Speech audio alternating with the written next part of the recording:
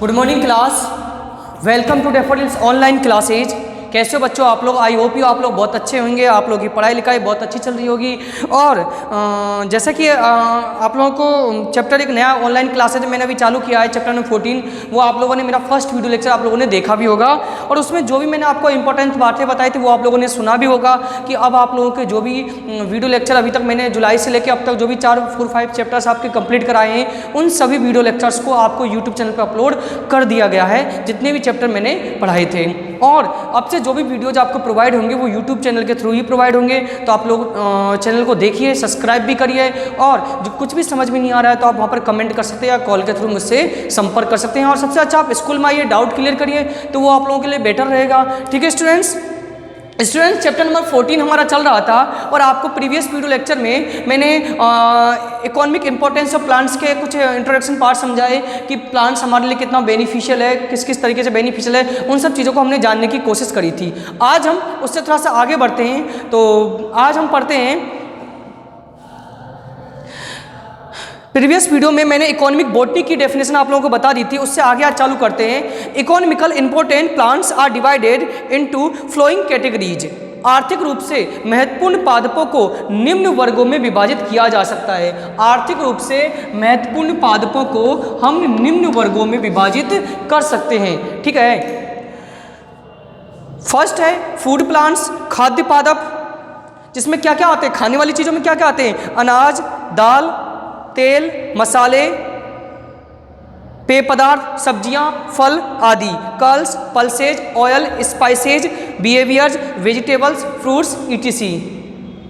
Medical plants में क्या आते हैं, अश्वगंधा, अफीम, सर्पगंधा, गुग्गल, सफ़ेद मूसली। मतलब औषधीय पादप में आपके अश्वगंधा, अफीम, सर्पगंधा, गुग्गल और सफ़ेद मूसली आती है। उसके बाद timber and fibres related plants में क्या आते हैं, इमारती कास्ट। टिम्बर क्या होते हैं मैं आपको बता देता हूँ, ऐसी लकड़ियाँ जिसका उपयोग हम फर्नीचर बनाने में या हमारे घरों में काम आता, हाउस होल्ड घरों में काम आता है, वो लकड़ियाँ टिम्बर की कैटेगरी में आती है। रिलेटेड प्लांट्स कौन सा, टीक जिसको सागवान बोलते हैं, शीशम, रोहिड़ा, खेजड़ी, कॉटन, जूट आदि, ये आपके टिम्बर प्लांट्स हैं। ठीक है, तो सबसे पहले हम पढ़ते हैं प्लांट्स ऑफ फूड इंपॉर्टेंस, खाद्य संबंधी महत्व के पादप, इनके बारे में जानने की कोशिश करते हैं। क्या होते हैं ऐसे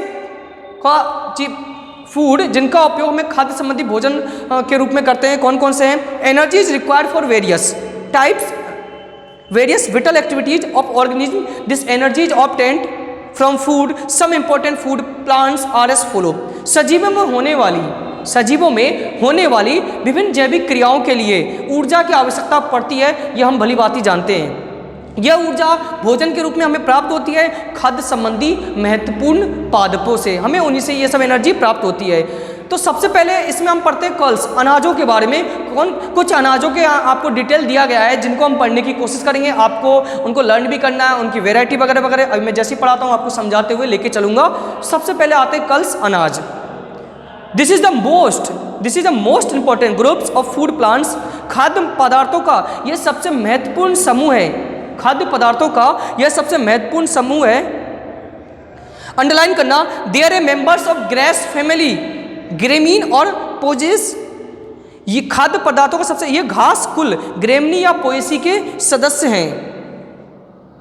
दे are main sources of starch which is use as a respiratory substance in respiratory substrate in human body.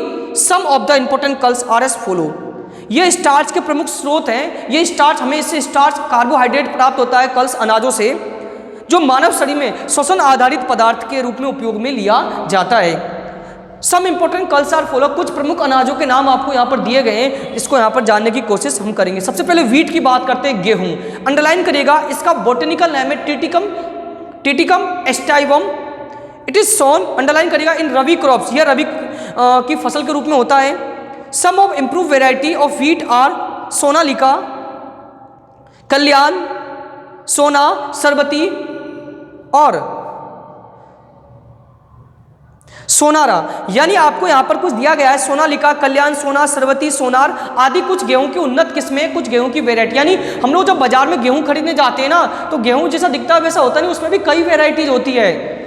आप अपने घर में बड़े अपने आपसे जो पापा वगैरह हैं उनसे पूछेगा गेहूं में भी क्या वैरायटी आती है, तो आपको समझाएंगे गेहूं में भी कई तरह की वैरायटी आती है, अच्छे गेहूं भी आते हैं। तो इस प्रकार से उस क्वालिटी के बेस पर गेहूं को व्हीट को कई भागों में बांटा गया है। Rice, Oryza sativa, it is sown in kharif crop. India is the top in the world in rice production.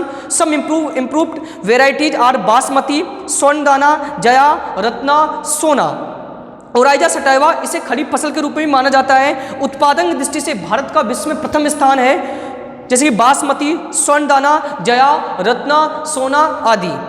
मेज, जिया मेज, इट इज आल्सो सोन ऐसे खरीफ क्रॉप, इसे खरीफ की फसल भी कहते हैं। सम इम्प्रूव वेराइटी आर विजय, शक्ति, रत्न ईटीसी। यह खरीफ की फसल के रूप में उगाया जाता है। इसकी कुछ उन्नत किस्में विजय, शक्ति, रतन आदि हैं। पर्ल माइल्ड्स, बाजरा, पेनिसिटम टाइफाइडिस, it is also sown a kharif crop, it is an important millet कल्स। इसे भी खरीफ की फसल ही कहते हैं और इसे महत्वपूर्ण मोटा अनाज भी कहते हैं। तो इस प्रकार से आज मैंने आपको अनाजों के बारे में बताया, कल्स के बारे में बताया, इसको आप पढ़िएगा। इसके बोटेनिकल नेम आप जरूर लर्न करिएगा, जैसा कि आपको मैंने प्रीवियस वीडियो में भी बताया था। थोड़ा सा हम भूल जाते हैं तो बार बार रिवाइज करिए डेली, आपको ऑटोमेटिक लर्न हो जाएगा और उसकी वेराइटीज को भी। ठीक है स्टूडेंट्स, आज के लिए इतना ही काफी है। नेक्स्ट वीडियो में इससे आगे की चीज़ों को हम जानने की कोशिश करेंगे। वीडियो को देखिए, चैनल को सब्सक्राइब भी करिए। So thank you students, thank you for watching this video and attend this session.